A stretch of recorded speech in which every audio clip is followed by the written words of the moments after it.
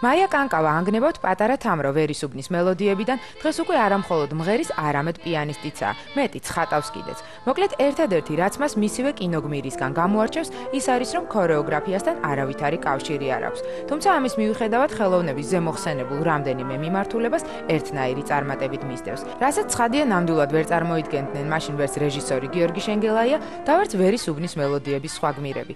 სხვათა შორის ამავე ფილმში მოხვედრა მაია კანკავასთვის დღემდე გარკვეულწილად ლოგიკური ანგნებავთ კანონზომიერი მოვლენა იყო. პატარა თამრო ცხოვრობდა მართლა ვერის უბანში, ძველ სახლში, მესამე სართულზე. დიდ ოთახში ჰქონდა დიდი სარკე და ხდებოდა ამ სარკის წინ, ესე იგი იმპროვიზაცია, მუსიკით, სიტყვით, პლასტიკით. ეს პერიოდია, როდესაც გავიგეთ, რომ გიორგი შენგელაია იღებს ამ ფილმს, ვერისუბნის მელოდიებს და დედას ახლობელმა, რომელსაც აიკითხა სცენარი, ჟუჟუნა რევიან, მითხრა, რომ მე გიორგის უთხარიო ამის შესახებ, რომ აი ქიაჩელის ქუჩაზე ცხოვრობს აბსოლუტურად, ორეული ამ პატარა თამრიკოსი. დამტკიცდა, რომ მე ვიქნები პატარა თამრო. ამავე ფილმთან დაკავშირებით ბუბაკი კაბიძის ოჯახში დღემდე კარგად ახსოვთ ერთი შემთხვევა, რომლის შედეგადაც მომღერალი, როგორც ამბობენ, დიდხანს ყავდა დაკითხვაზე, მანამდე ვიდრე სიმართლეს გაარკვევდნენ. გიორგი შენგელაიამ თხოვა, რომ მე ვერ ურეკავ, ძალიან გთხოვა, მაიკო, შეატყობინა, რომ ხვალ გადაღება გვაქვს და მე იმ დროში ვიყავი შესრულილი, რომ ბუბა არის ჩემი მამა. და 24 საათი ყველა ერთად ვიყავით, რომ მართლა ოჯახი იყო, იცით? დაურეკე ბუბას და ვთქვი, მამას თხოვეთ მე, თუ შეიძლება მამას დაუძახეთ და პაუზა ჩამოვარ და მეუღლე მაიღო. დეიდა ირა მაიღო ხორბილი. მაშინ მე ჯერ არ ვიცნობდი. და თქვენო სად რეკავთ? ვინ კითხულობს? ცოტათი იცით რა, მე მამასთან რეკავ მეთქი. მე ბუბა შვილი ვარ. იქ სიჩუბე ჩამოვარ და დამიგიდეს ხორბი. იქ თომ ერთი ამბავი აწყდა მე სახში. ესე მომიყვეს, არ ვიცი და ამას ყვებოდნენ ხუმრობით სიცილით. თუმცა ამ ყველაფრის შემდეგ მაია კანკავას ქართულ კინემატოგრაფთან აქტიური კავშირი აღარ გაუგრძელებია. მართალია ვერისუბნის მელოდიების შემდეგ კიდევ რამდენიმე ფილმში მიიღო მონაწილეობა, მაგრამ იგი კინომსახიობი მაინც არ გამხდარა და როგორც ამბობს, ეს მაინც და მაინც არც სურდა. თუმცა კინოს გარდა მას, როგორც ერთდროულად რამდენიმე მიმართულებით მომუშავე ხელოვანს, ინტერესი უკვე თეატრის მიმართ გაუჩნდა და საბოლოოდ დიდ მაესტროსთან, მიხეილ თუმანიშვილთან მოხვდა. გაჩნდა ესეთი იმპულსი, რომ აბა ვცადო საკუთარი თავი როგორც თეატრის მსახიობი, არა როგორც კინოზე, არამედ როგორც თეატრის. და ჩავაბარე მიშა თუმანიშვილი. ეს იყო ჩემი ამბოხება. მიშამ კატეგორიულად დასო საკითხი, რომ შენ იქნები მხოლოდ მსახიობი. დაივიწყე აი ეს შენი, ასე ვთქვათ, განშტოებები და დაკონკრეტდი თეატრზე. აი უკვე იცით მე დავფიქრდი და მე მივხვდი, რომ მე ვარ ადამიანი, რომელსაც უნდა ესეც და ეს არის ჩემი ბუნება. მოკლედ მაია კანკავა არც თეატრში დარჩენილა, თუმცა ამავე თეატრის მიმართ ინტერესი დღემდე შემორჩა. ამბობს, რომ დიდი სიამოვნებით ითამაშებდა სცენაზე, თანაც ამის სურვილი მით უმეტეს ახლა ნამდვილად აქვს. დიდი შთაბეჭდილების ქვეშ ვიყავი ჟან-პოლ სარტრის და ავირჩიე ესეთი არაჩვეულებრივი ნაწარმოები, ბუზები. მე განვასახიერე ელექტრა.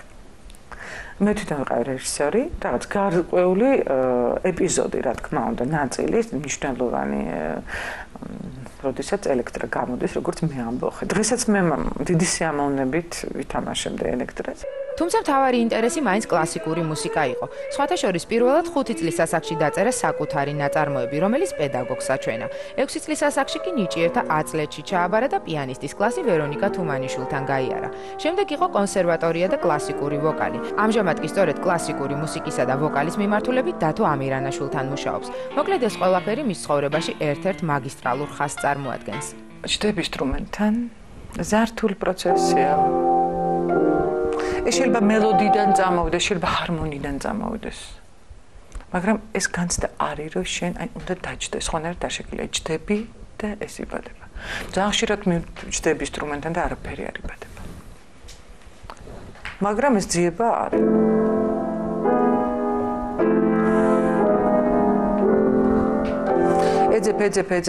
ეძებ, მაგრამ შეიძლება არაფერი არ მოვიდეს. და აი ის რომ რაღაცა უნდა დაიბადოს, ამას შენ წინასწარ გრძნობ. უნდა ვერ ჩერდები. ჩდები ინსტრუმენტთან და ეს იწყება. შეიძლება რაღაც ერთი აკორდი აიღო. შეიძლება რაღაც ორი ბგერა აიღო. და წამოვიდეს.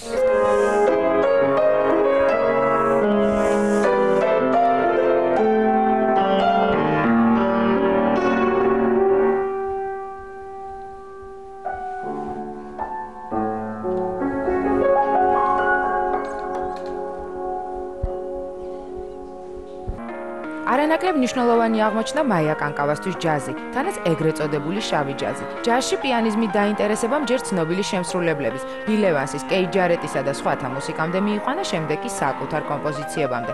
ამავე კომპოზიციებში კი ყოველთვის იგრძნობა მისი განსხვავებული ხელწერა. სხვადასხვა მას ჯაზ ფესტივალებსაც აქვს მიღებული მონაწილეობა, მათ შორის ერთ-ერთი თბილისის საერთაშორისო ჯაზ ფესტივალია და არა მხოლოდ.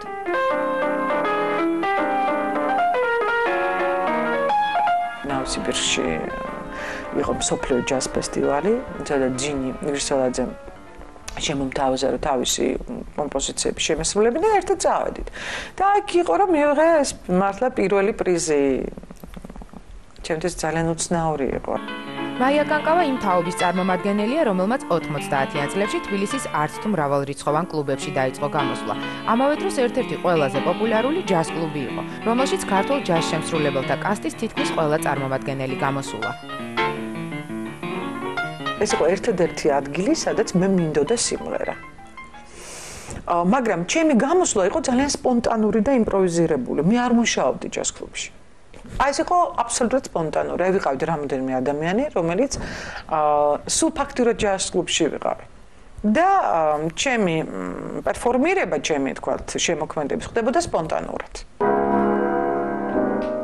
My funny Valentine, sweet coming Valentine, you make me smile with my heart. კიდევ ერთი მიმართულება, რომელიც მაია კანკავას აინტერესებს, მხატვრობაა. ეს ყველაფერი კი თავიდან გრაფიკით დაიწყო, ბოლოს კი ფერებში გადაიზარდა. ფერებიდან კი ქალის პორტრეტებსა და ნატიურმორტებში. მისი ქალები კი ასეთები არიან. მე ხატავს საკუთარ თავს, ყველა მხატვარი, ყველა შემოქმედი. ხატავს, ანსახიერებს საკუთარ თავს, საკუთარ სდებს, ხო?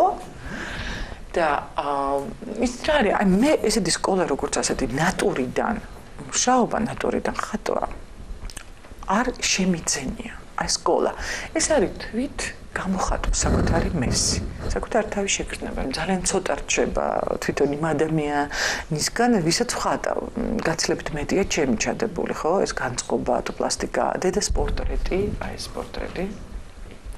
ძალიან დიდი ხნის წინ, მაგრამ მე მაინც ვთვლი, რომ მე პორტრეტისტი არა ვარ.